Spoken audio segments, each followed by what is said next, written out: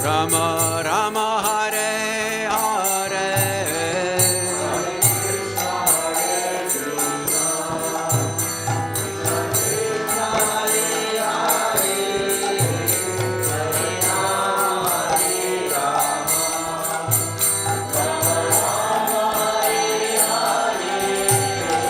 Hare Krishna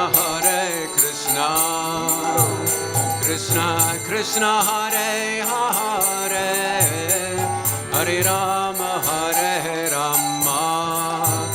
Rama Rama Hare Hare.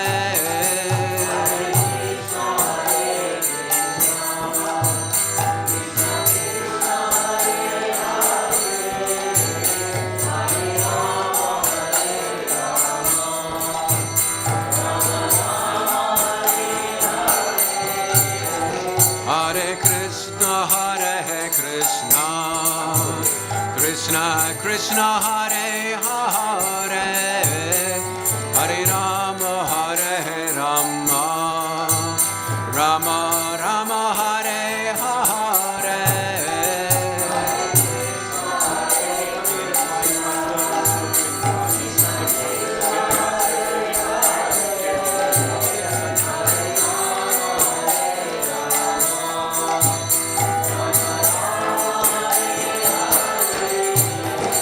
Hare Krishna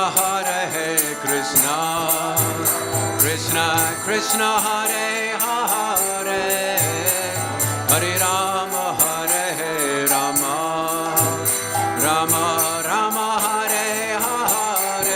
Rama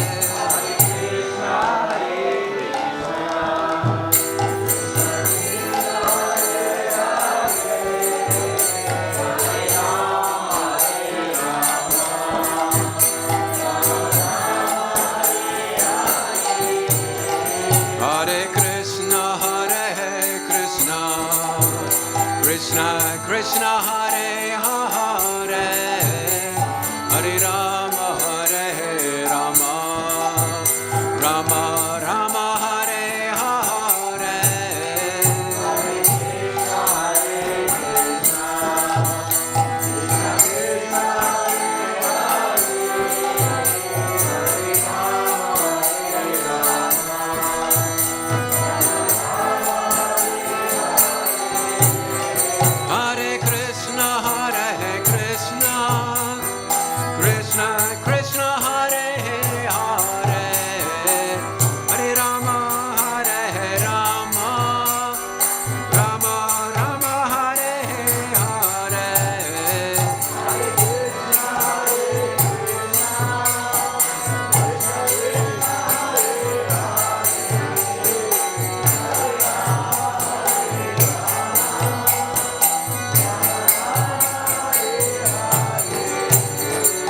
Hare Krishna Krishna Krishna Hare Hare, Hare Rama Rama Rama Hare Hare.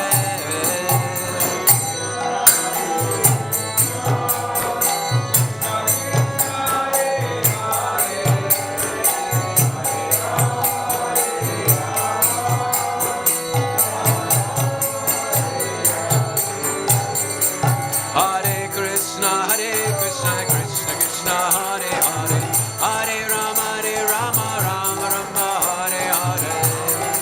Hare Krishna Krishna Krishna Hare Hare, Hare Rama Rama Rama Hare Hare. Hare Krishna Krishna Krishna Hare Hare, Hare Rama Rama Rama Hare Hare.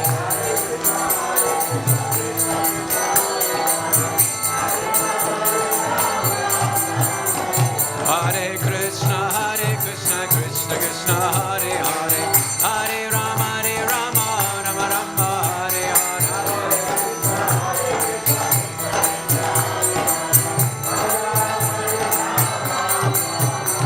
Hare Krishna Krishna Krishna Hare Hare, Hare Rama Rama Hare Hare.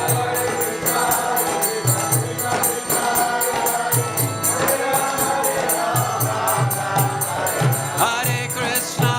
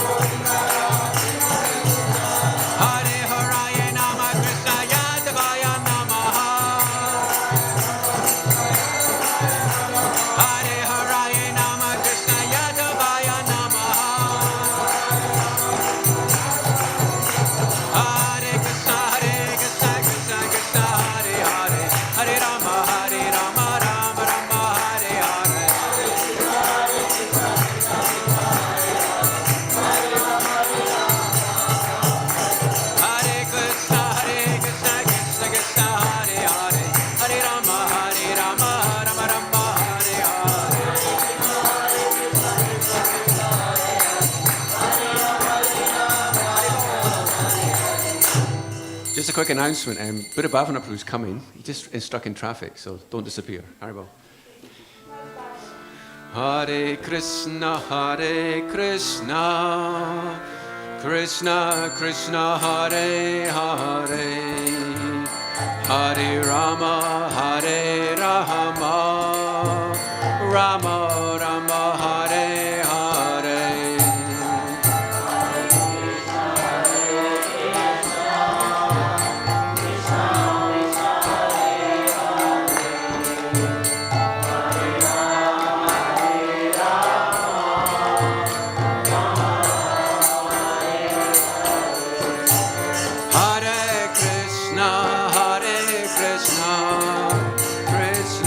Krishna Hare Hare, Hare Rama, Rama Rama, Hare Hare.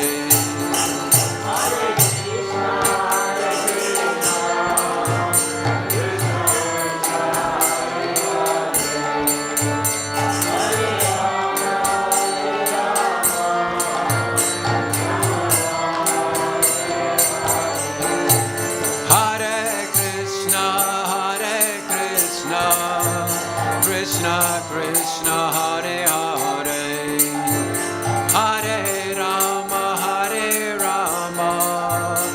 Rama Rama, Hare Hare.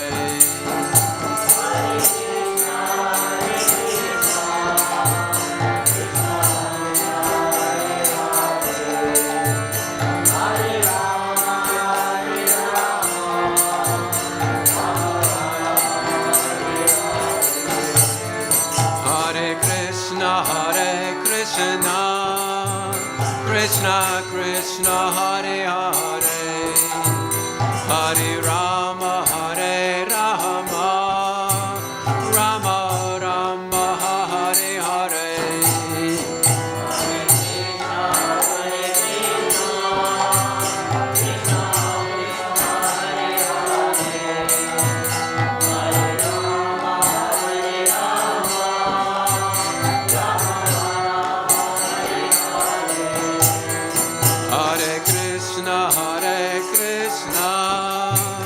Krishna Krishna, Hare Hare, Hare Rama, Rama Rama, Hare Hare.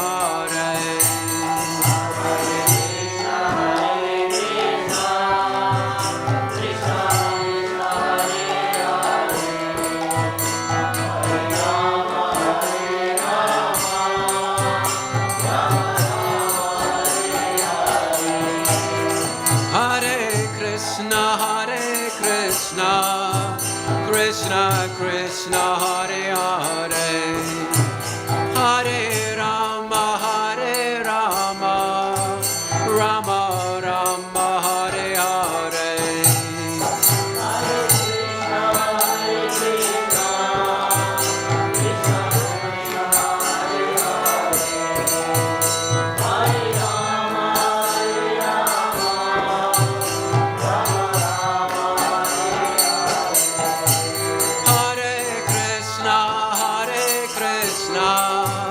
Krishna Krishna, Hare Hare, Hare Rama, Rama Rama, Hare Hare.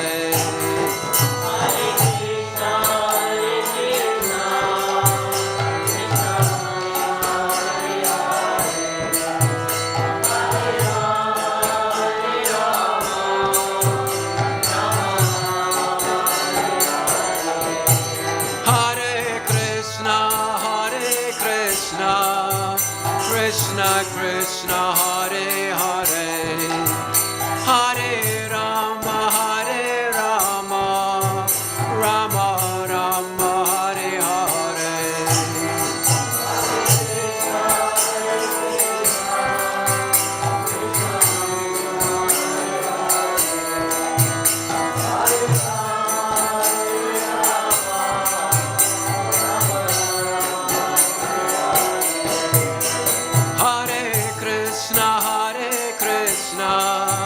Krishna Krishna, Hare Hare, Hare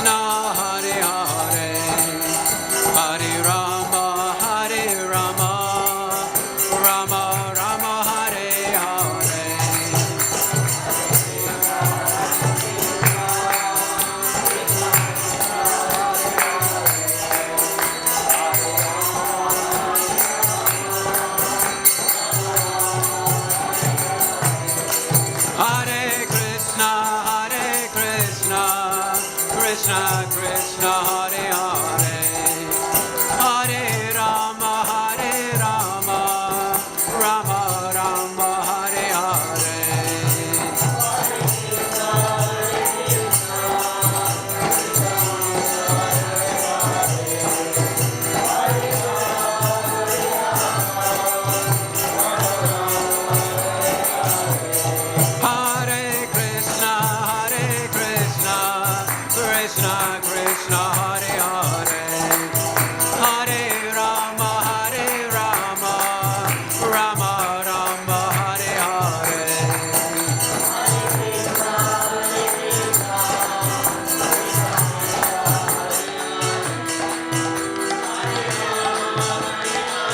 Hare Krishna, Krishna Krishna, Hare Hare, Hare Rama, Rama Rama, Hare Hare. Hare Krishna, Krishna Krishna, Hare Hare, Hare Rama, Rama Rama, Hare Hare.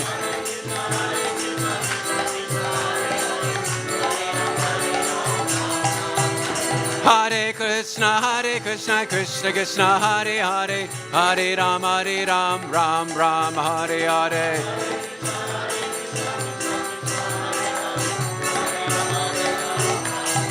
Hare Krishna, Krishna Krishna, Hare Hare, Hare Ram, Ram Ram, Hare Hare.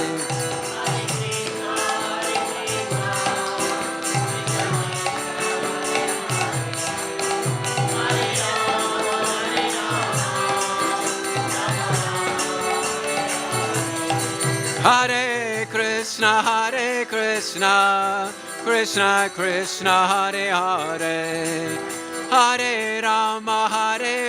Rama, Rama Rama, Hare Hare.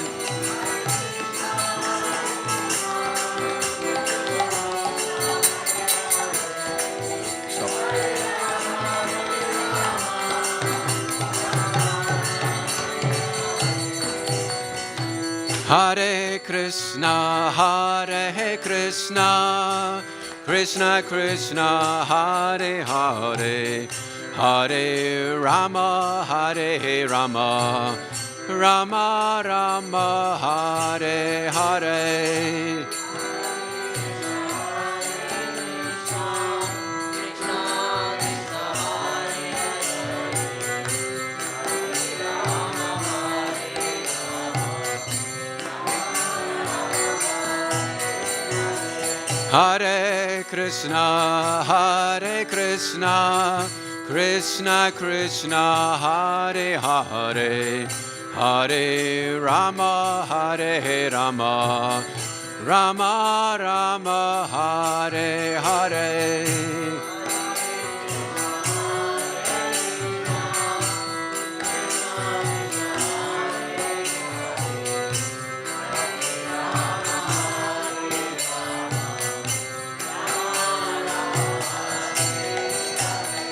Hare Krishna,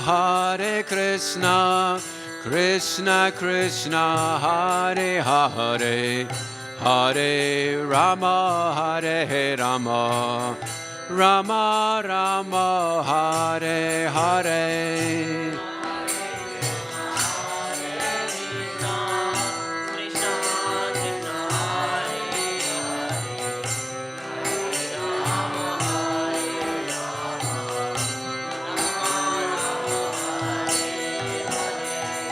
Hare Krishna, Krishna Krishna, Hare Hare, Hare Rama, Rama Rama, Hare Hare.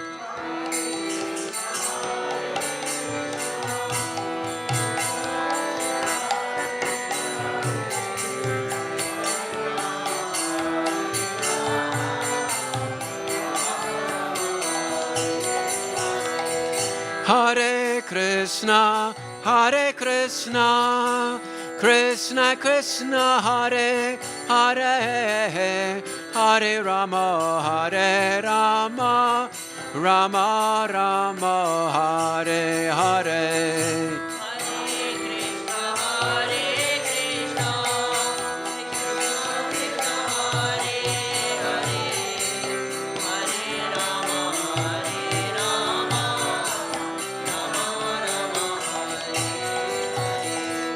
Hare Krishna, Hare Krishna, Krishna Krishna, Hare Hare, Hare Rama, Hare Rama, Rama Rama, Hare Hare.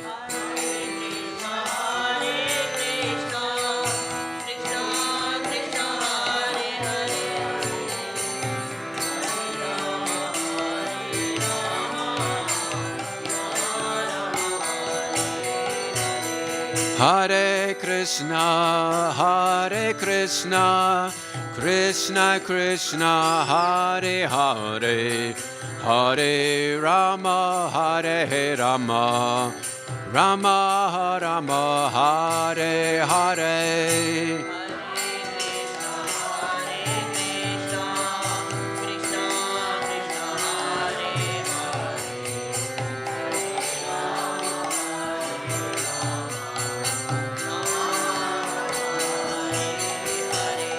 Hare Krishna, Hare Krishna, Krishna Krishna, Hare Hare, Hare Rama, Hare Rama, Rama Rama, Hare Hare.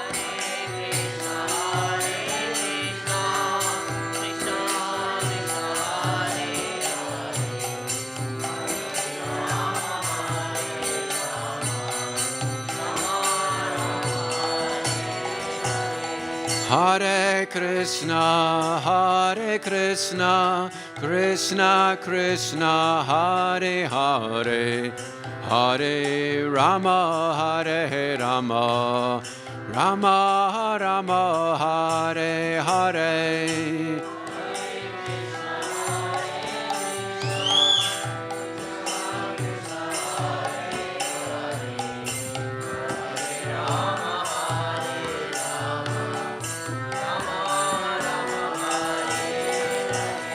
Hare Krishna, Hare Krishna, Krishna Krishna, Hare Hare, Hare Rama, Hare Rama, Rama Rama, Hare Hare.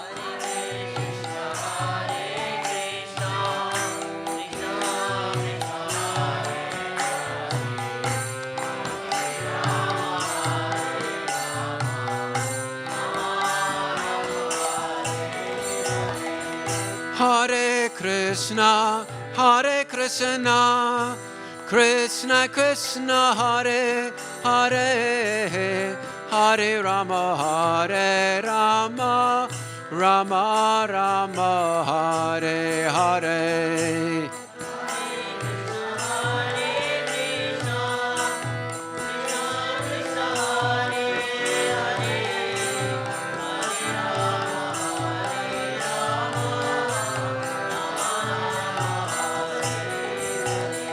Hare Krishna, Hare Krishna, Krishna Krishna, Hare Hare, Hare Rama, Hare Rama, Rama Rama, Hare Hare.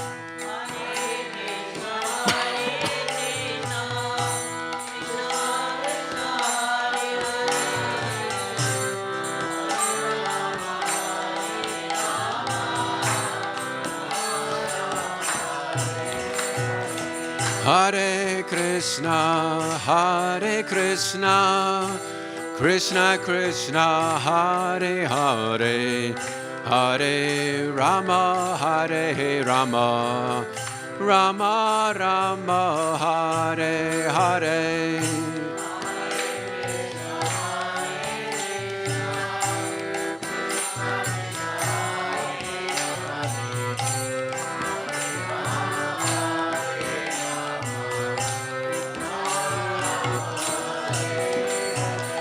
Hare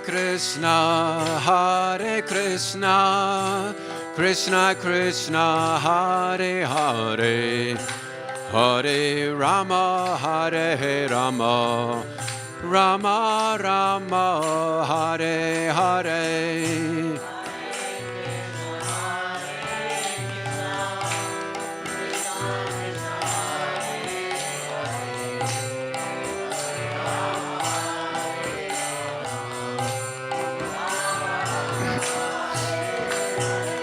Hare Krishna, Krishna Krishna, Hare Hare, Hare Rama, Hare Rama, Rama Rama, Hare Hare.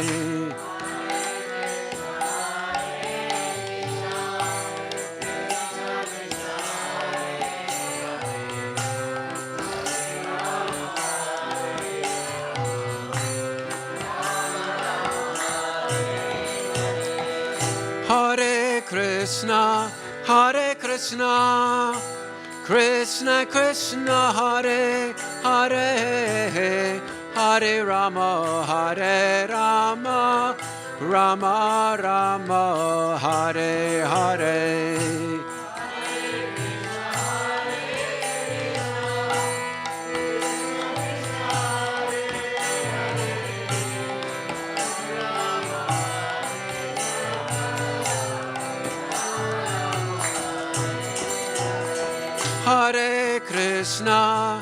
Hare Krishna, Krishna Krishna, Hare Hare, Hare Rama, Hare Rama, Rama Rama, Hare Hare.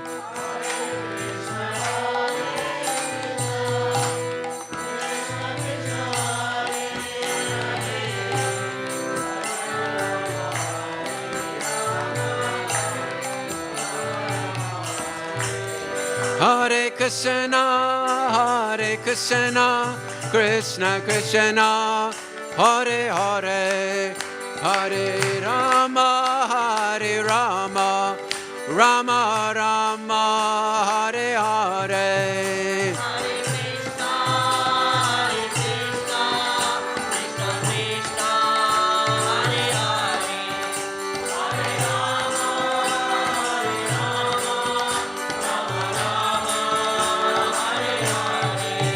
Jaya Prabhupada, Jaya Prabhupada, Prabhupada, Jaya Prabhupada.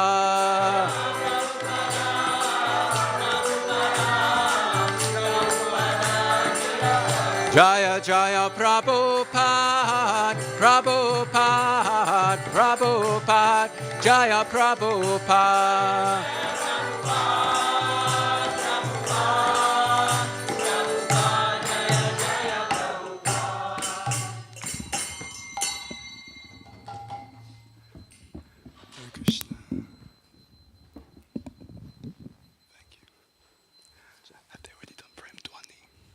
Have they already done Prem Dhwani? No, okay, so we'll go straight into it, but first we'll do Prem Dhwani. Jayam Vishnupad Paramamsa Parivrajakachaja. Astotra Satashi Shimali Savan Grace Lacey Bhaktivedanta Swami Shila Prabhupada Ki Jai. Jayam Vishnupad Paramamsa Parivrajakachaja. Astotra Satashi Shimali Savan Grace Shila Bhakti Siddhanta Sarasvati Thakur Prabhupada Maharaj Ki Jai. Anantikoti Vaishnava Vrinda Ki Jai. Namacharya Shila Haridas Thakur Ki Jai.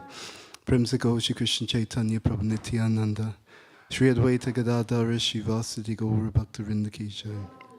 Shri Shri Radha Krishna Gopa Gopinath Shamakun Radhakun Giri Govardhan Ki Jai. Shri Vrindavan Dham Ki Jai. Mathura Dham Ki Jai. Navadvip Dham Ki Jai. Yamuna Devi Ganga Devi Tulsi Devi Bhakti Devi Ki Jai. Brihat Madanga Ki Jai. Harinam Sankirtan Yaga Ki Jai. Samaveta Bhaktivinoda Ki Jai. Jani Tagora Premanandi Hari Hari Bol. All glory to some devotees Hare Krishna. All glory to some devotees Hare Krishna. All glories to the assembled devotees Hare Krishna. All glories to the lotus feet of Sri Guru and Sri Gauranga. All glories to Srila Prabhupada.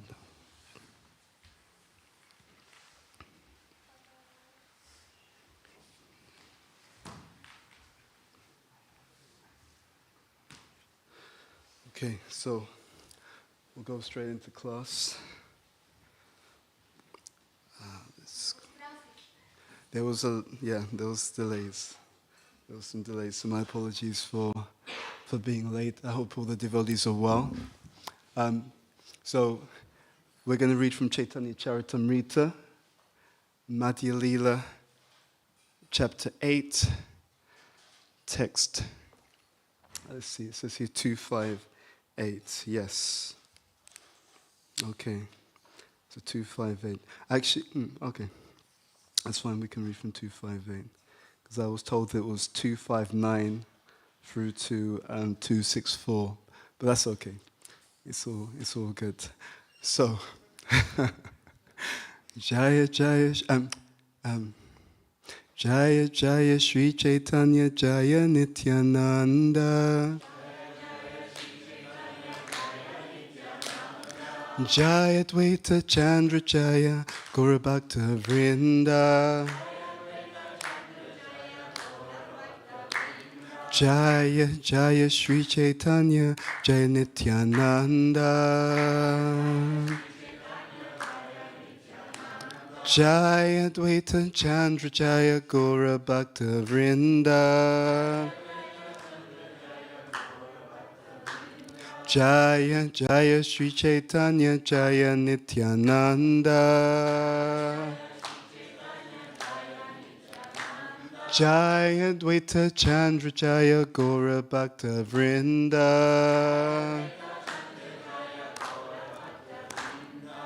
Okay, so text 258. Okay.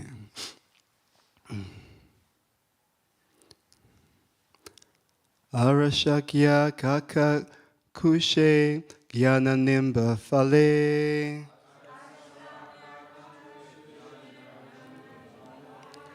Rasakya kokila kaya premamra mukule.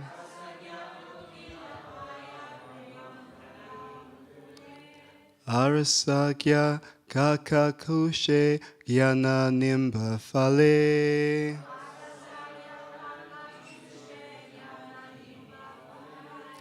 Rasakya kokila kaya premamra mukule.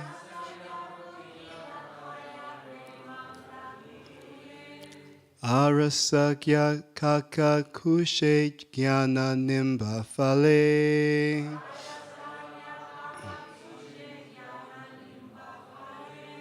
Rasakya kokila kaya premamra mukule.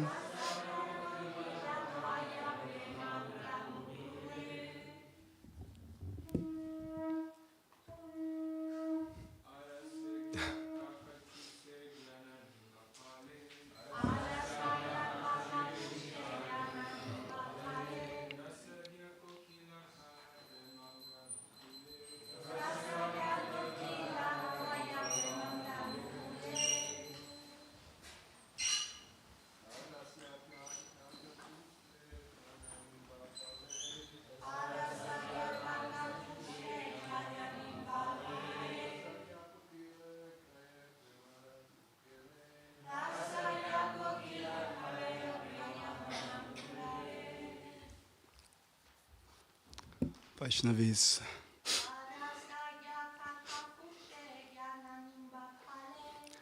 Arasagya kaka kushe jnana fale.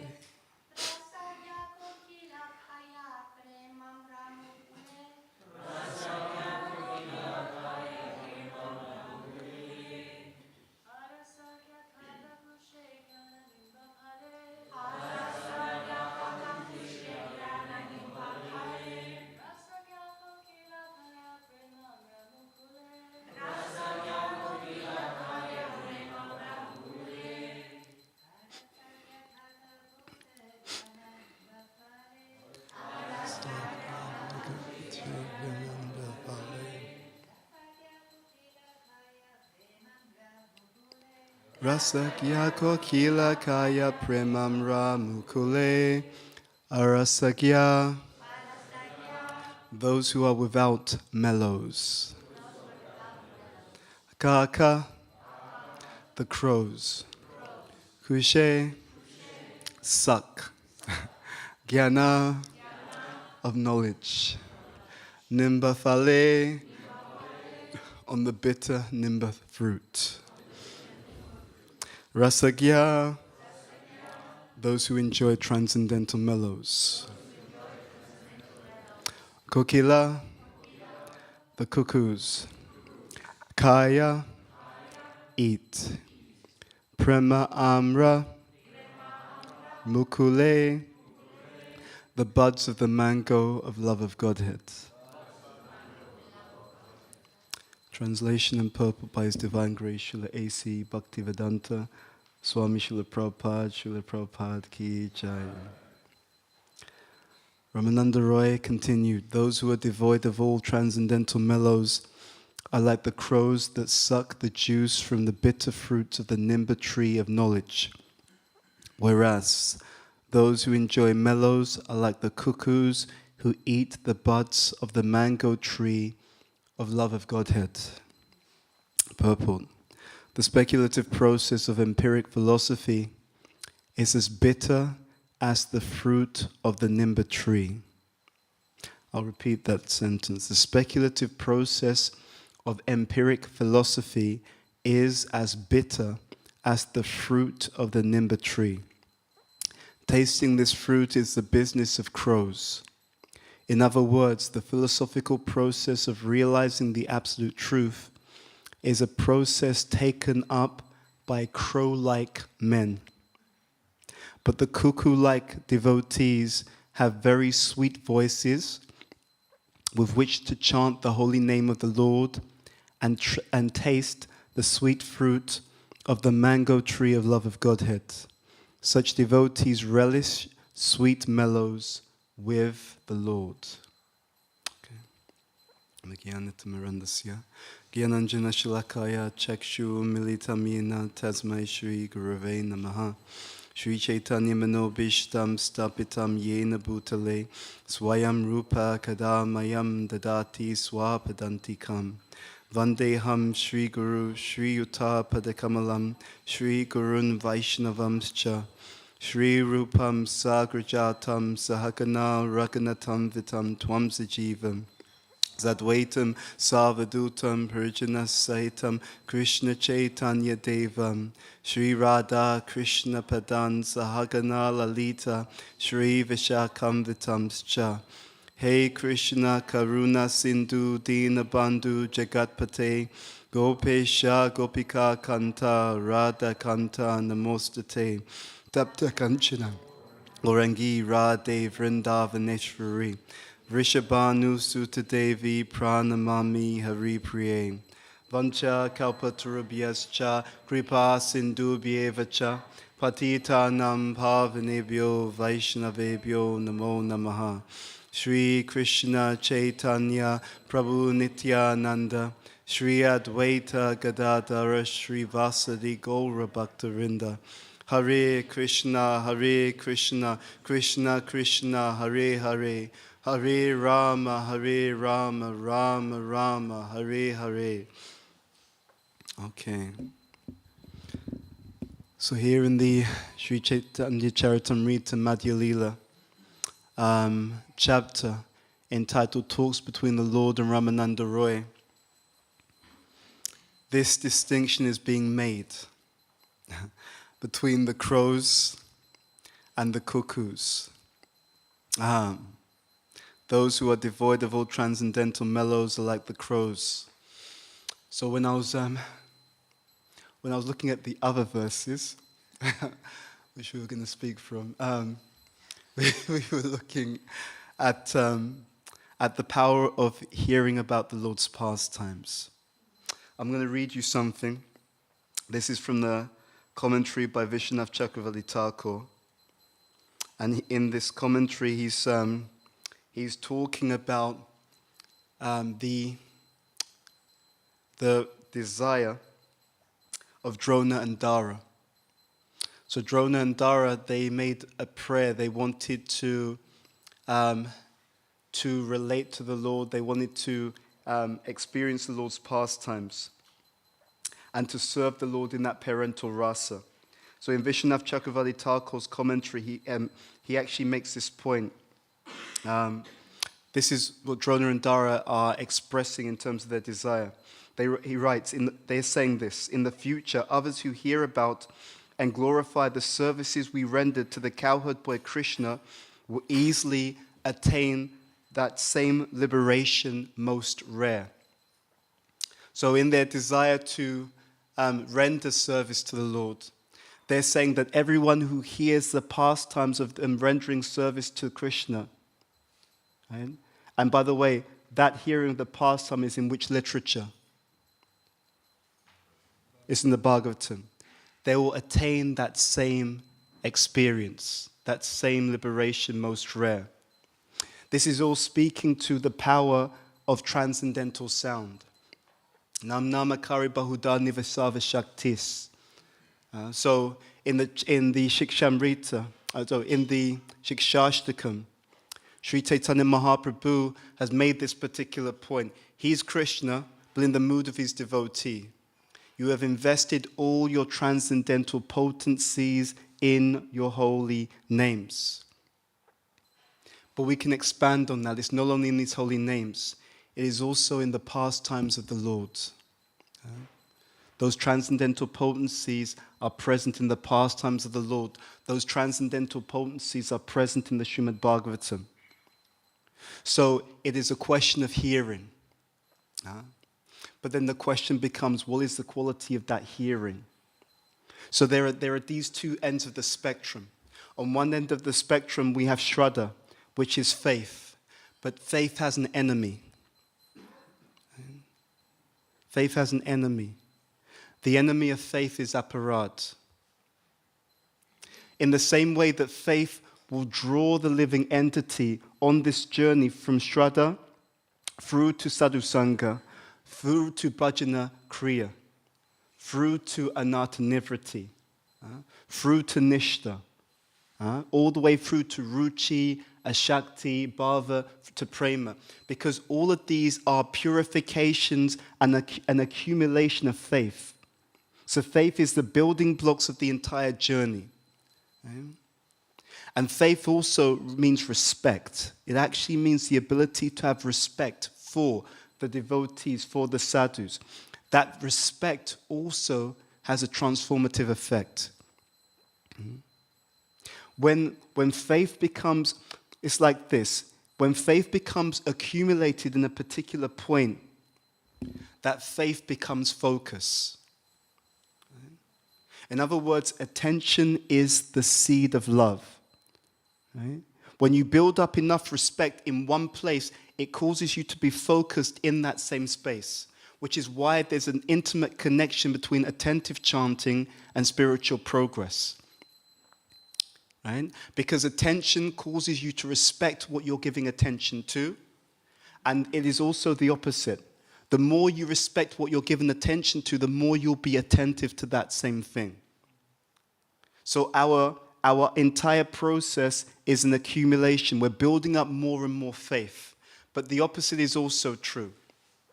What does it mean to disrespect someone? To disrespect someone is to also be offensive to someone. Right? The beauty of our tradition is everything in our tradition is pregnant with meaning. Aparad. We say someone has committed aparad, right? But the etymology means what? Aparada. That which takes you away from who? From Radharani. Right? So these two ends of the spectrum are there.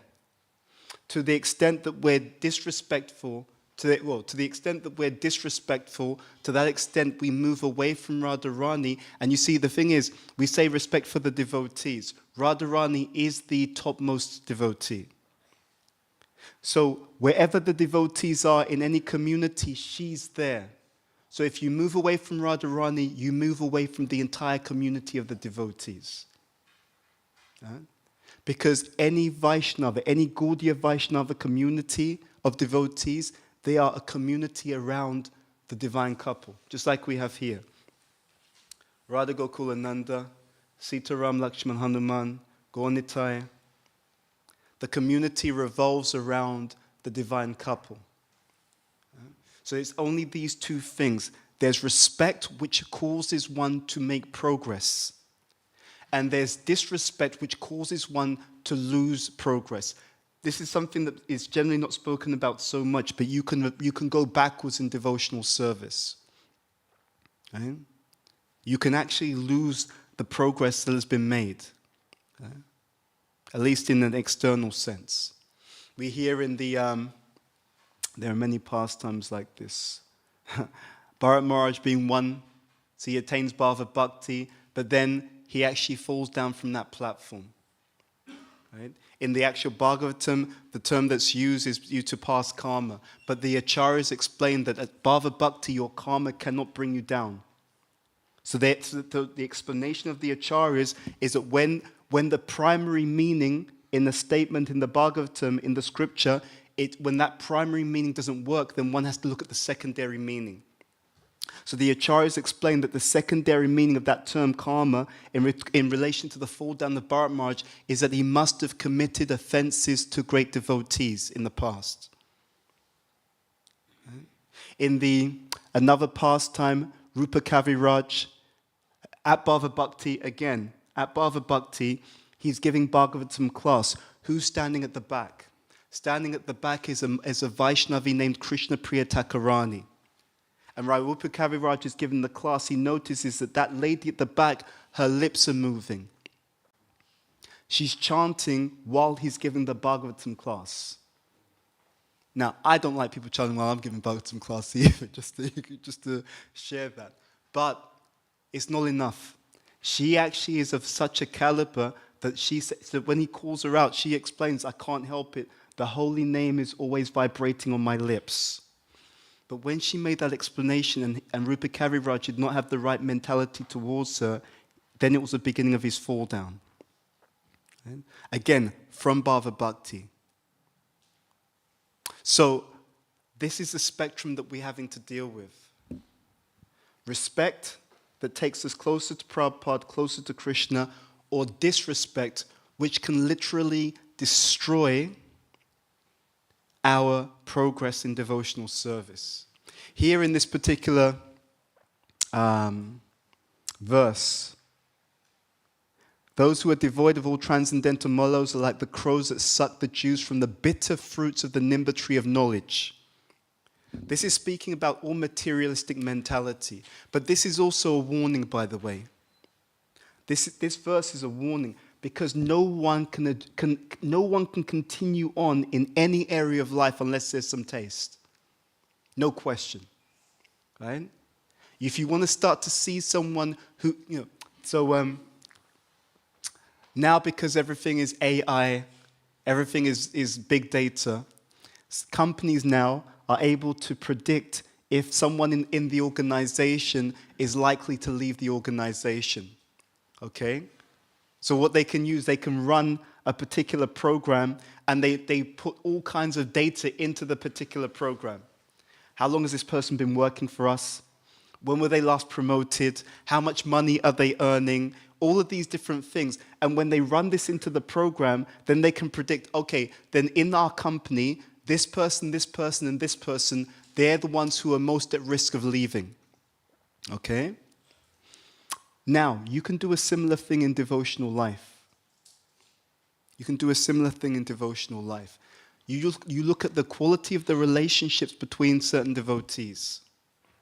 You look at the quality of their chanting. You look at their taste, especially. Because Ananda Maya Bhyasat. We hear this point, but we don't often really think about the deep import. We're pleasure-seeking by nature. So if an individual is not able to get a real taste in engaging in devotional service, what will they be forced to do? They'll have to go into the material energy because the living entity cannot live without taste. Right? And what is it that takes away the taste? It's offenses. You see? So how we deal with each other is absolutely essential. It's not a nice to have. It's absolutely essential. You can be in this process for many years and not be in this process. Right? The body can be in the process, but where is the consciousness? Right? That's the real question to ask ourselves. Where is the consciousness? It's just like you can go to a big university, you can hang around in the university, it's a top university. That doesn't mean that you're a star pupil. Right? Okay, you got into the university. Well, what did you do in the university? How many of these classes did you sleep in, right? There was a joke going around ISKCON that if you have insomnia, no worries, come to Bhagavatam class. Right? You will definitely get a good, comfortable sleep. Right? So what were we doing in the Bhagavatam class? There's such a magic to this attentive hearing. Okay? Again, it's not hearing, it's attentive hearing. It's hearing with respect. It's chanting with respect. And the unfortunate thing is, we live in a society where that kind of respect is being attacked. We live in a society where focus itself is being attacked. Have you noticed? Right? I think Radhanath Maharaj has that saying about technology, weapons of mass distraction. Right? You don't have to look far for things to distract you. In fact, because as devotees we're swimming upstream, we have to make a concerted effort to do things in such a way that we can maintain our focus. It's very, very important. We have to work very, very hard so when we come to the classes, we can actually listen. But this point about listening is also very important. The Goswamis talk about different types of discussion. For example, right? Vada, right? You hear about this particular type of discussion. Discussion in the mode of goodness. We're coming together because we want to know the truth. And it requires a qualification of the people who are in that discussion. They have to be sober and impartial. Okay? If we're not sober and not impartial, you get what you get in the material world, and you get what you often get in this movement. You get people who are so attached to something that we can't have an honest conversation because anything that's said will just actually cause people to just become angry. And it's cheating. But who's being cheated? If we want to see who's being cheated when we have that kind of mentality, all we need to do is one thing: look in the mirror. Every single one of us, we're going to leave our body at some point. And what we don't want, I repeat, what none of us want is at the time of death, we realized how much we cheated ourselves because we were not honest and impartial. Okay? And that relates to anything in Krishna consciousness. We were not honest and impartial. And it actually requires a certain adhikar, a certain level of maturity. It requires actually, very perfectly, in the Bhagavad Gita, Amanitvam, when Krishna in the 13th chapter is speaking about all those elements that indicate knowledge, what's the first thing he says? Amanitvam, which means what? It's humility. The only way that a devotee is able to understand the truth is that we have to be humble, because humility means that I'm open to the fact that I don't know. Right? So you're going to tell me something, I may not even like it, but I'm going to take it on board because I'm not so diseased that I actually think that I'm the supreme personality of Godhead. I'm not so crazy that I think I know everything. So therefore, I have to consider what you have to say. And then we have to dialogue with that. Okay, it's a vada. Right? There's another type of communication which the Goswami says is in the mode of passion, where literally I don't actually care what you have to say. I just want to hear a particular voice. That voice is whose voice? My own. Okay? Yeah, like that. You can record yourself and just play it back. I like to hear the sound of my own voice. That is communication in the mode of passion. And then even worse, and this is what we see in the modern society. The Goswamis say that the communication in the mode of ignorance is, I don't care what you have to say, I just want to win the argument. I just want to win. Therefore, I'm going to lie, I'll cheat, I'm going to spin things, I'm going to insult you. You see this all the time. We live in such a stupid society. It's absolutely crazy. Even in the political realm, how can you possibly think that politics is going to give any proper answers when they're just there insulting each other? Whoever wins the argument is just whoever's best at insulting each other. So be very careful that that doesn't come into the devotional community. Right? Be very careful that that nonsense does not enter into the devotional community. When we have the wrong mentality, the only people that we are cheating is ourselves. Right? We also have this phenomena, here it's talking about the speculative process. The speculative process of empiric philosophy is as bitter as the fruit of the nimba tree. Speculative process is based upon a fallacy. The fallacy is I can understand everything just by my own observation and my own inference. But we're tiny. It's logically inconsistent and it logically doesn't make sense. However long a living entity lives, let's give you the benefit of the doubt. You live 100 years, right? No one in Kali Yuga, hardly anyone lives 100 years. Let's give you the benefit of the doubt. You live 100 years on this planet. What percentage of this planet can you actually become experienced in knowing in 100 years? Who thinks 10%? That I can really be intimately understanding 10% of this planet, 10% of the total activity on planet Earth in 100 years? 1%. It wouldn't even be 1%. And then you consider the entire history of this planet. So you can't experience 1% of the planet in the 100 years that you're on the planet. You can't even experience 1% of the entire of the surface of this earth in the 100 years. And so therefore, this idea that we figured everything out is the symptom of an insane person. It's insane. It doesn't make any sense. So therefore, the question is, what is our alternative?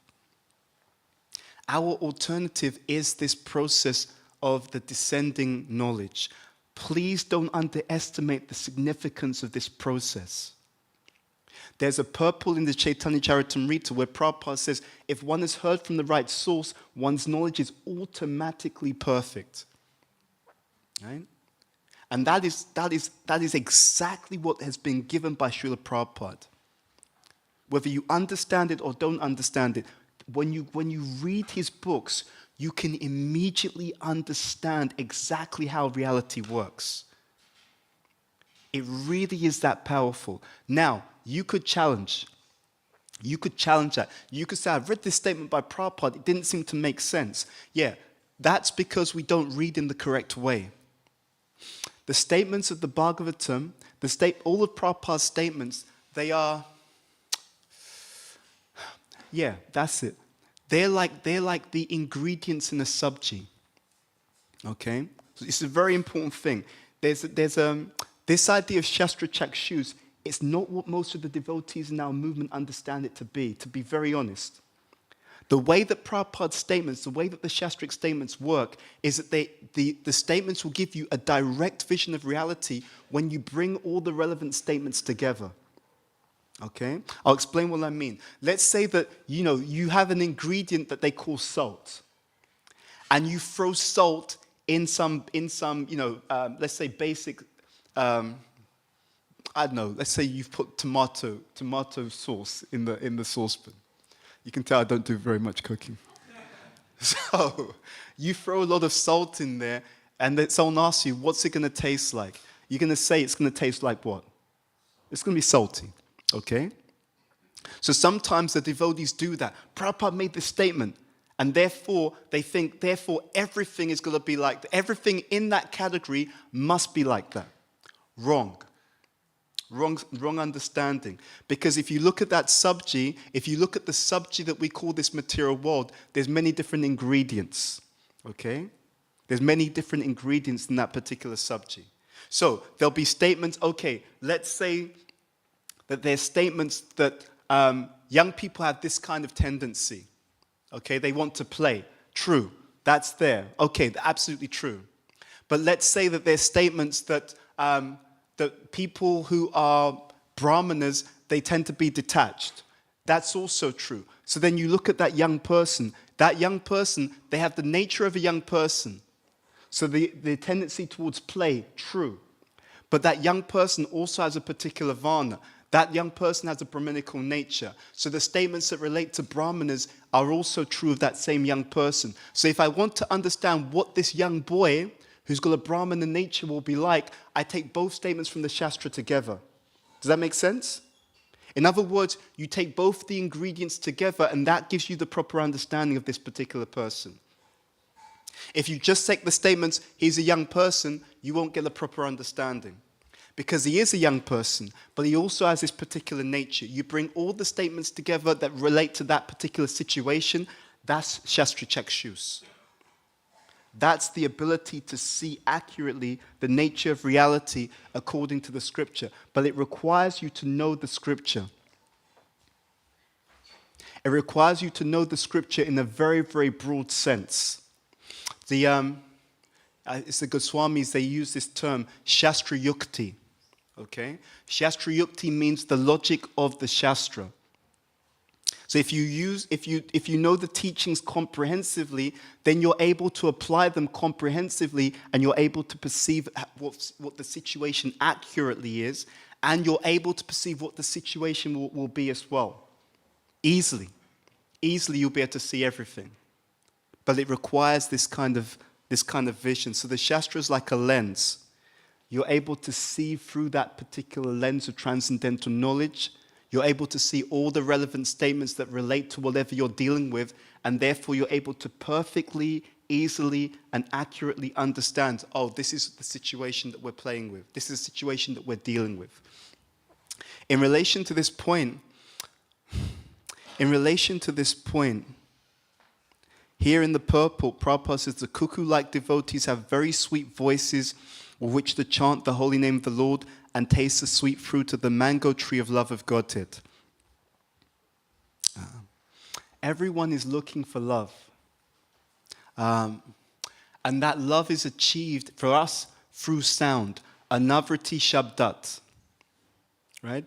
That one will become liberated by sound. So the transcendental sound and the transcendental receptivity to that sound. These are the two ingredients of the spiritual progress of each and every devotee in our movement. Right? Sometimes people, I'll be very honest, I sometimes see people want to get initiated and I'm listening to what they're saying and I can immediately tell that there's an issue. What's the issue? They're talking about being initiated and all that they talk about is I want a guru who's like this, I want a guru who's like that, I want a guru who's like this, he's got to do that, he's got to act like this. And I can understand immediately this person's going to be in trouble. Right? Just by listening. Because all they're talking about is what they want. They have absolutely, there's nothing blipping on the radar about what they're meant to be. Right? So there's all this emphasis on what I want from my spiritual master. But are you even a disciple? Right? And it's a nimitta. There's a thing in the Shastra called nimitta gyan. It's a science of omens, right? So you can actually predict, and it's all in the Bhagavatam. It's all there. When Duryodhana's born, there are all these bad omens. I'm sure many of you are familiar. All of these bad omens, and all the bad omens, which by the way often happen in Kali Yuga. If you look at the weather, the symptoms in the weather, right? Many of these bad omens keep happening, by the way, so you should be aware of that. All these bad omens, the Bhagavatam says that when all these bad omens happen, it immediately means that someone who's very, very destructive is going to take birth. Right? Another sign, I think it's in the 11th canto, again, Uddhava, who's been trained in Nimitta Gyan, because the Nimitta Gyan, they're listed in the 64 arts. It's listed in Krishna book. They're one of the 64 arts that Krishna and Balaram that they learned in the Gurukul under Sanipani Muni. Okay? So in the 11th canto also, Uddhava, because he's trained in all of this, he sees all these nimittas, all these bad signs, and he's so intelligent, he figures out these nimittas, these omens are really bad. In fact, they're the worst. So then he's trying to figure out, what's the worst thing that can possibly happen? And for that, because of he's so Krishna conscious, he literally looks like Krishna, Uddhava realizes the very worst thing that can happen is that my Krishna is about to leave the planet.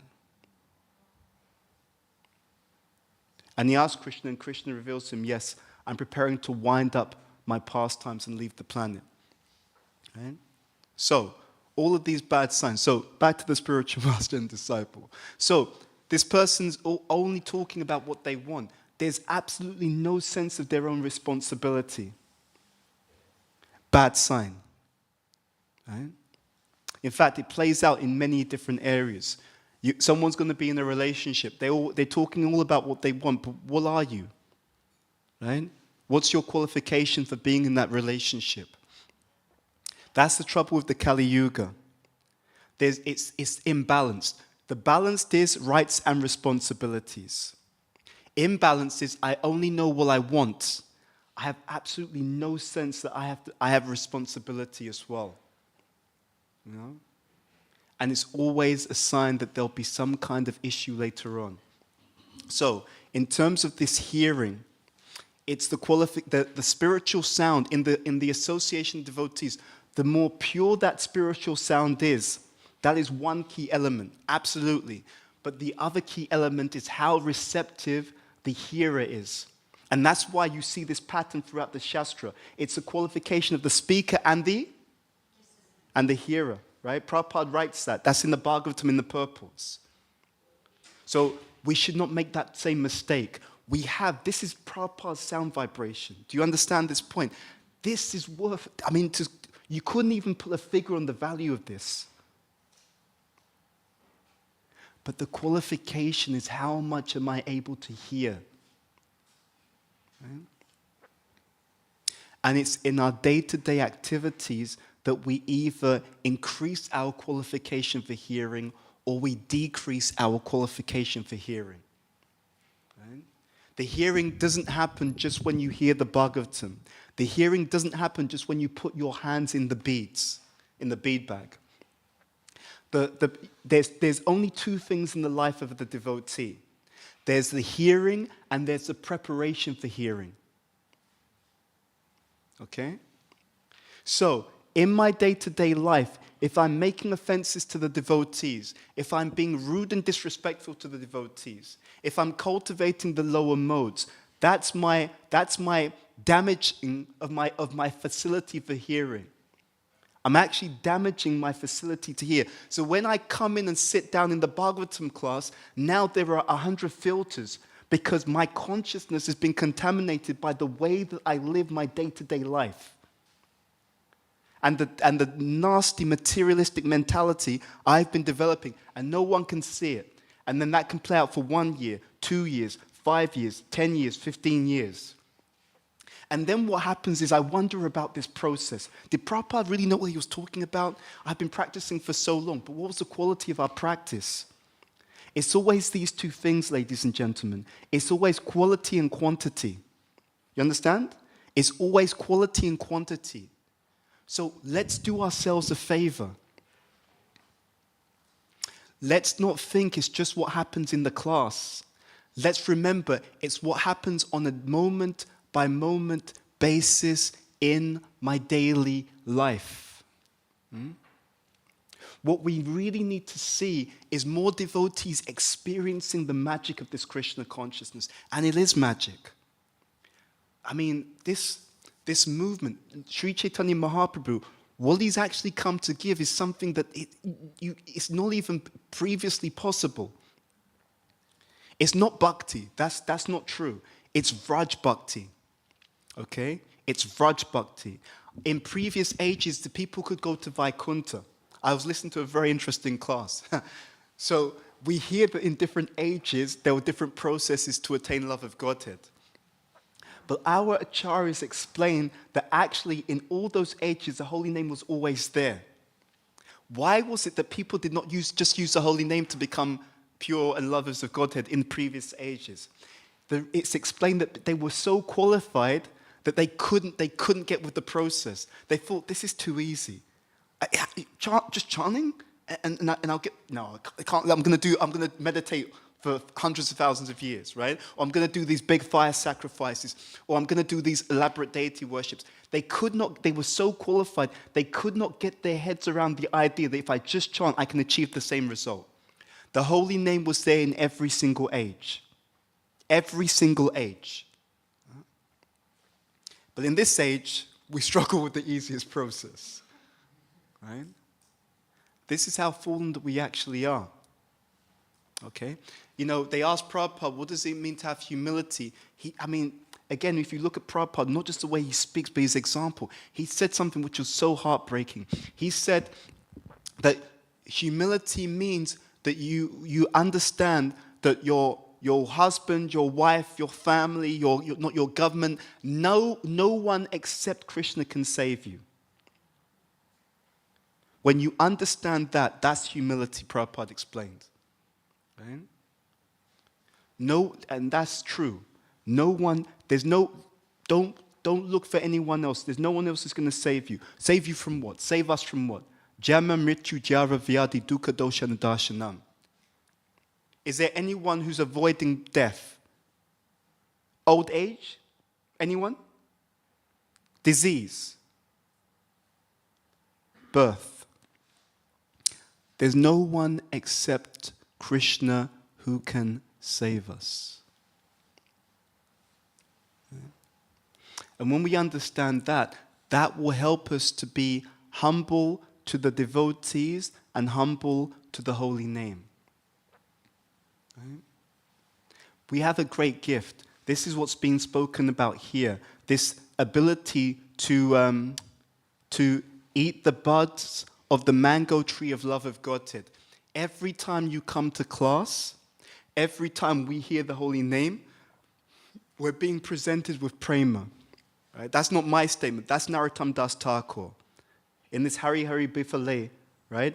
He says, Golokera Premadana Harinama Sankirtana. The treasure of divine love in Goloka Vrindavan has descended in this Kali Yuga in the form of the congregational chanting of the holy names. That's what he says. Right? That's what he says. Dan, Premadan. The treasure of Premadan, has descended in this Kali Yuga in the form of the congregational chanting of the holy names. Yeah. So this idea that, the Lord has invested all of his transcendental potencies, but unfortunately, we're so unfortunate we don't have any taste for it. But we can get the taste by the way that we deal with each other properly. It really is like that. I know it sounds, I'll be honest, I get it. When I'm hearing classes sometimes, we hear certain things and we think, no. Actually, people they're not even conscious of what they think. A lot of people, they'll consciously say yes, but subconsciously say, no. It can't be that simple. It can't be so simple. So if I just give up insulting this devotee who I don't like, if I'm actually able to give up insulting him or her, it will actually help me to make spiritual progress. Yes, people, it's true. It is actually true. Right? Now, look, the last point I'll make before we open up the questions is this is why it's so important to learn how to deal with the devotees properly. Right? Because you will be upset by the devotees. That's standard. Someone is going to let you down. That's standard. It's not that's not the issue. The issue is how do you deal with it? You see, it's very interesting. We had, who is it? Jiva Goswami Tattva Sandarbha. He lists 10 praman, 10 forms of evidence. He talks about Shabda, Anuman, Pratyaksha being the 3 that the Vaishnavas particularly use. If you want to get into the Shastra and really get relish and get so much more from it, what you do is you first hear it, Shabda, okay? There's a correlation. Then what do you do with the Shabda? You do manana. You think about, you meditate on what you've heard. And what does that do? It allows you to come to the level of Anuman. Because then you start to understand what are the implications of what I'm reading. So, let's do this. Kali Yuga is the age of what? Quarrel and hypocrisy. So quarrel, where is that stated? That Kali Yuga is the age of quarrel and hypocrisy. Where is that from? It's from the Shastra, okay? So we're not making it up. That's what we get from the descending process. The Kali Yuga is the age of quarrel and hypocrisy. And just in case anyone wasn't sure, just look around you. Right? Full of it. So now, if you meditate on that statement, it's the age of quarrel. If you start to meditate, then you start to understand the anuman, the implication of that. One implication.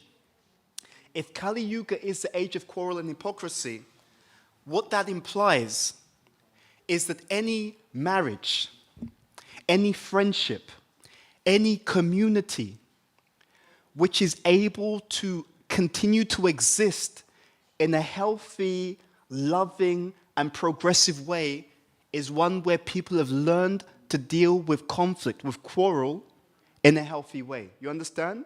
You're not going to avoid quarrel. So, we know Kali Yuga is full of quarrel. So what do we need to do? We need to learn to deal with the fact that we're going to disagree. We need to learn to deal with disagreements in a healthy way. That's the whole point. So it's not just Shastra, it's not just Shabda, it's the meditation. What does this mean? I'm reading these words on the page, I'm hearing these words in the class. What does that imply? What does that mean for me? Please try to use these teachings properly. Think about it. Because what Prabhupada and what the previous acharyas, what they're trying to lovingly do is protect you. Okay? Because we have so many devotees who blindly engage in this Krishna consciousness, and you're not getting anywhere near the benefit you could from this process. Believe me, even if someone just took, there's so much here. There's so much here that if we just took it a little bit more seriously, if we thought about it a bit more, you would feel like you've hit the jackpot. It's crazy. Right? This is how it works. So, all of these statements in the scripture, they all have implications. Anuman. And you can even see how all the statements in the scripture, how they relate, how they work out in the real world, which is called pratyaksha, if you're just attentive and observant. In future times, people will look on these books and they'll be shocked to see how accurate everything that Prabhupada said was. It will come, but people will be shocked, right? And the funny thing is, as a devotee community, we come across all these books and classes and discussions all the time, and we can often completely miss what we're being told. Right? So the statements have their implied meaning, their implication. And it's there to protect us. We should be able to live a life where you actually feel like a real joy. I mean, you really feel, yes, I know this stuff. I know for a fact that what I'm reading is true. I've seen it. I can see it. I can experience it. Right? That's the point. But again, the last point, I'm going to reinforce this point, is this spectrum between disrespect and respect. Okay? Because the more that you respect the devotees, the more you're actually showing respect to the leader of the devotional community, who is none other than Sri Sri Radha Shyamasundar, who is none other than Srimati Radharani. Right? So the opposite is the disrespect, the aparada. Okay? Literally, that which takes me away from Radharani. Yeah? And if we get this right, if we learn to respect the Bhagavatam, that means hear attentively the Bhagavatam. If we learn to respect the devotees, that means hear and serve attentively the devotees. Then however advanced that devotee is, you get that benefit from hearing that sound vibration properly. Okay? And again, last point, again reinforcing this point, there's chanting and there's preparing for chanting. There's hearing and there's preparing for hearing. Those are the only two things that go on in the life of a devotee. Either you're hearing directly, or by the way that you're living and thinking, you're preparing to hear. You're preparing the quality of your ability to hear. Right? So let's get the full benefit. Don't become like these devotees who think, I've been around so long, nothing seems to be happening. Because somehow we've damaged our ability to hear. That's what we've done. Right? And that's why we don't get the proper benefit from the process. Because I swear to you, otherwise, this process is so crazy, so incredibly powerful. Again, nam akari bahuda nivasava shaktis. You have invested all your transcendental potencies in your holy name. And we know that Krishna is potent. Right? So why are we not experiencing the full benefit? Okay, so we'll stop there. Sri Chaitanya Charitamrita ki jai. Srila Prabhupada ki jai. Jai Tagore Premanandi Hari Hari Bol. We have time for questions? Yeah? Okay, Mataji. Hare Krishna. I wanted to ask about the offenses. If you could kindly explain the point of mercy, because we are coming from the material world, conditioned to be offenders, hypocrites, and everything else. So, but there is mercy that we get. Yeah. You explained in your class all the technical points that a devotee has to be watchful so that they don't make offenses. It's the mad elephant. Yes. Offenses to Vaishnavas. What about the mercy point, that we are actually depending on the mercy because the conditioning is so thick in Kali Yuga that unless we get mercy from the Vaishnavas, we cannot even see when we are offending or disrespecting someone. Thank you for a very good question. It's a very merciful question. Let me just meditate on that. Just a second.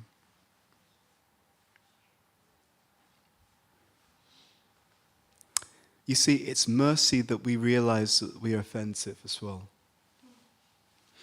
See, it all comes down to our real internal desire. See, the thing is, it's not that the devotees who come to this movement, it's not that people who come to this movement don't want to be Krishna conscious. That's the general truth. Otherwise, they wouldn't be in this association. But the other factor is, see, there's a hidden meaning in the Bhagavad Gita where Krishna talks about, one who is dear to me, is equipoised in fame and infamy, right? In honor and dishonor. He talks about these dualities. There's a hidden meaning to that. Because the material world is a place of duality, the issue isn't that as devotees that we want to be Krishna conscious. That's not the issue. The issue is how badly do we want it. So what's actually happening in the life of every devotee is, yes, I want to be Krishna conscious, but do I want to be offensive more than I want to be Krishna conscious? You see? So it's not that there's no one who comes to this movement who doesn't want to be Krishna conscious, but do you want to be more materialistic than you want Krishna? See, it's how much do you want Krishna? Now, if the internal desire is, I really want Krishna, even that's good. And where is this from? Bhagavad Gita, chapter 15, text number 15. Sarvasya chaham ridishani vishto mata smriti jnanam apohanam cha. Krishna is giving knowledge, remembrance, and forgetfulness, but according to our internal desire. That's the point. So yes, we should take it, all of us should take it that we're offensive. It's not like, am I making offenses? No. Don't worry. If we don't have love of Godhead, we should take it we're making offenses, right? Bhaktivedanta Thakur says that when you chant the holy names of the Lord, when we chant the holy names of the Lord, if tears are not coming down our eyes when we chant the holy names of the Lord, it should be understood that our heart is still framed. Okay? So we should take it that we have a tendency to be offensive. That's not necessarily the issue here. Okay. But how much do I want to actually be inoffensive? How much do I want to be proper? That's what's going to determine everything. So Krishna is responding to the inner desire. Okay? Now, now this is also important. And I love this point by Ayendra Prabhu on this. Even if we don't want Krishna as much as we would like to, we can want to want Krishna. Right? We can want to want Krishna. So we are going to get more mercy than we deserve. But the one thing is, and this is again what the Shastra says, greed. I may be an offender, okay, but where else do I have to go? I'm an offender, but I'm your offender, Krishna, right? And that's an important point. Mamata. Yes, I'm an offender, but I'm your offender, right? That's the point. So there's nowhere else, whatever it is. I may be offensive, it may take me millions of lifetimes, but I'm your offender. So I'm just going to keep chasing you. I'm going to keep begging your devotees. They have you, right? I know that to get the mercy from you directly is a big deal. But I know that I can take a shortcut. These are the shortcuts, right? So don't worry about offenses so much. Most important is let me do everything I can to achieve the mercy of the Vaishnavas, especially the mercy of my spiritual masters. And that will come by sincere service to everyone, to all the devotees. And then by then, everything else will be taken care of. Yeah? What about the position of me taking offense? Mm-hmm. Good question. I have seen this mentality in me and in other devotees as well Yeah. over the years. Yeah. Of, this devotee 10 years ago said this to me, looked Yeah. at me the wrong way or did this Yes. to me. Yes. Or look at this person, I'm not going to talk to this person, they offended me 2 days ago. That person also offended me. So all my Krishna consciousness is about who is offending me. Yes. And so how about that one? Yeah, it's true. And, again, if you haven't been offended in our movement, don't worry, it's coming. Okay, I can guarantee you. Yeah, so it's very true. There's a lot that's the seminar, to be honest with you. I'll just make this 1 or 2 points. And this is also through my own introspection. See, we take offense more than we should. And we take offense more than what was done to us in 99.9% of the cases. We're not very introspective as a society. If we were more introspective, we would often see, if we're very honest, that where you'll see, and I've looked at this very carefully, I have to be very honest with you, you will see in the majority of cases where you get offended, it's also because you already had some sensitivity in that area, right? Often, the fact that we get so offended is because of some issues that we already had from our upbringing, in most cases. Let's say that in your upbringing, I don't know, you were criticized in your upbringing. So you're very, very sensitive about criticism. So if someone says even a cursory criticism, you explode. And you think it's because that person criticized you. No, you already had the scar. You already had that sensitivity. It wasn't, if you didn't have that sensitivity, someone criticizes you, you don't like it, but it's not such a big deal. But the fact that you're enraged and I'm going to go on the internet, I'm going to type something back, how dare they do that to me? We should have a campaign, the man has got to ban that devotee. It's an overreaction. But the trouble in Kali Yuga is that because everyone has that sensitivity, what we think is normal is actually the overreaction. If we're really secure and someone says to you, Prabhu, I don't like the way you give class. If we're really secure, it's like, thank you, Prabhu, thank you for the feedback, anything I can do to improve, But if I've already got a sensitivity, I'm already very insecure, I feel no one appreciates me, no one likes my classes, how could they close the curtains when I'm giving class, like that, it's a campaign against me. Then someone tells you, I don't really like your class. It's like, oh my God, I'll never speak at the manor again. It's like, no, so it's an overreaction. And what happens is if we practice the process properly, you'll see it. To be honest, it will be shown to you. Why do you take it so seriously? This bhakta, you don't even know him. Why do you take it so seriously what he said? Why is it such a big issue? Why not just, okay, maybe he's had a bad day. Why jump to the conclusion that it's a campaign against you? It's because there was already a scar there, right? So in 99.9% of the cases, it's an overreaction. And if we were to be honest and look within, we would see, oh yeah, I have this sensitivity. Whenever someone says that, I get very triggered because of something in my past that I've not healed from. Yeah? If we're honest. And unfortunately, that's That's the Kali Yuga patterns that's there in most cases. If we follow the process properly, that will heal also. If you follow the process properly, it will heal, and we'll be shown, look, you actually shouldn't be so upset by what this person has said to you. Why is it? If we're healed, what happens is someone says something, even if they're rude, then you just think maybe it's their issue, they've got an issue. Yeah, I was in communication. I'll tell you this honestly. I was in communication with one devotee about this. And so I studied it because I was in communication. They wanted some advice. And I saw, yeah, that's actually what's going on. You know? Why is it such a big deal? I guarantee you the same thing that upset you, if it was done to someone else, they probably wouldn't be so upset. Yeah? It's my scars. In 99.9% of the cases, it's the scars from my upbringing which I haven't healed. But because I'm not introspective, I will then think it's coming from this other person, you know. But it's not coming from the other person. It's natural to be upset when people behave badly. Don't get me wrong. But what's unnatural is when it becomes an overreaction and we hold on to it forever. You know, someone did something to you 10 years ago. You're still upset today. 10 years? 10 years? If you could think about Krishna as much as you could think about the offensive devotee, we'd go back home back to Godhead. Yeah. Okay, we'll stop there because I think I'm over time. All right. Sri Chaitanya Charitamrita ki jai, Srila Prabhupada ki jai, Jai Tagore Premanandi, Hari Hari Bol. Okay. Srila Prabhupada ki jai.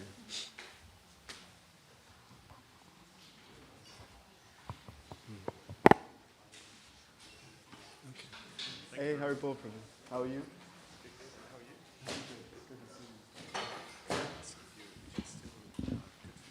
Yeah.